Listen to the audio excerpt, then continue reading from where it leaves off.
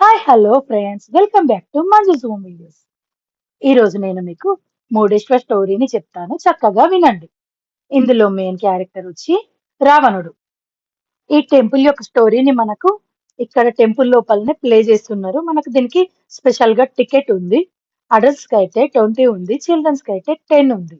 Temple లోపలనే ఉంది కాబట్టి ఓసారి వెళ్ళి చూద్దాం రండి. అసలు స్టోరీలోకి వెళ్తే ఇప్పుడు మొదటగా మనకు రావణుని తల్లిని చూపించారు. ఆమె ప్రతిరోజు శివుణ్ణి ఈ విధంగా మట్టితో సముద్రం ఒడ్డున చేసి పూజించేదాన్ని. దాన్ని చూసిన రావణుడు తల్లిని ప్రశ్నించగా, ఎందుకు ఇలా చేస్తున్నావంటే కైలాసానికి వెళ్ళడానికని చెప్పింది. అప్పుడు రావణుడు శివుణ్ణే తల్లి దగ్గరికి తీసుకొస్తానని చెప్పి శివుని కోసం తపస్సు చేయడం మొదలు పెడతాడు.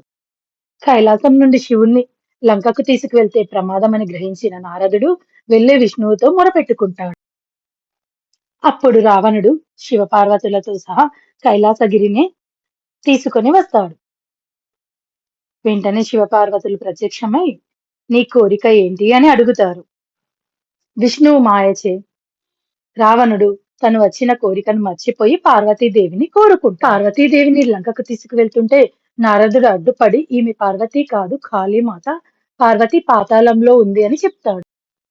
వెంటనే రావణుడు పాతాళానికి వెళ్లి మండోదరిని చూసి పార్వతి అనుకొని పెళ్లి చేసుకొని లంకకు తీసుకువస్తాడు. తల్లి శివుని గురించి అడగగా అప్పుడు విషయం గుర్తుకు వస్తుంది. తాను మోసపోయానని మళ్ళీ తపస్సు చేయడం ప్రారంభిస్తాడు. రావణుని తపస్సుకు మెచ్చిన శివుడు ప్రత్యక్షమై ఏం వరం కావాలో కోరుకో అని అడుగుతాడు. అప్పుడు నువ్వు నాతో లంకకు రావాలని కోరుతాడు. సరే అన్న శివుడు ఒక షరతు పెడతాడు. ఈ ఆత్మలింగాన్ని నువ్వు కింద పెడితే దీని యొక్క శక్తులు నశిస్తాయని చెప్తాడు. లంకకు శివుడు వెళ్తే జరిగే అనర్థాన్ని గ్రహించిన నారదుడు వెళ్లి గణేశునితో మొరబెట్టుకుంటాడు.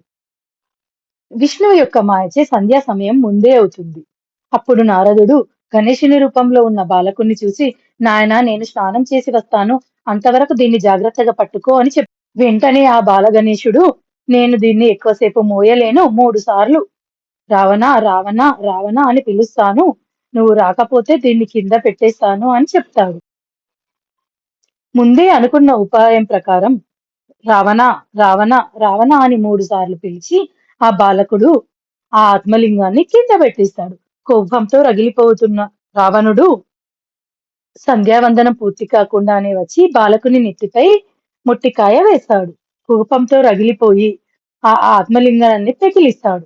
పెకిలించి దూరంగా విసిరివేస్తాడు.